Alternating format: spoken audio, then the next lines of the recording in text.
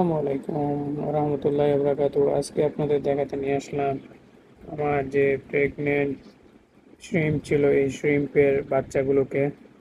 এই যে আপনারা দূরে দেখতে পাচ্ছেন, এই যে এগুলো হচ্ছে সেই শ্রিম্পের ফ্রাই, অর্থাৎ এই শ্রিম্পের বাচ্চা। এগুলো মোটামুটি আল্লাহর রহমতে অনেকগুলোই হয়েছে, পুরো অ্যাকোরিয়ামে ছড়িয়ে ছিটিয়ে আছে।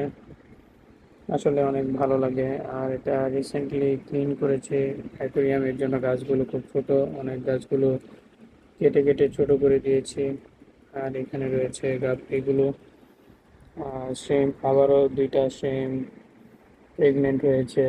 আসলে অনেক ভালো লাগে যখন দেখি সেমগুলো সুন্দরভাবে ব্রিডিং করছে আর কি।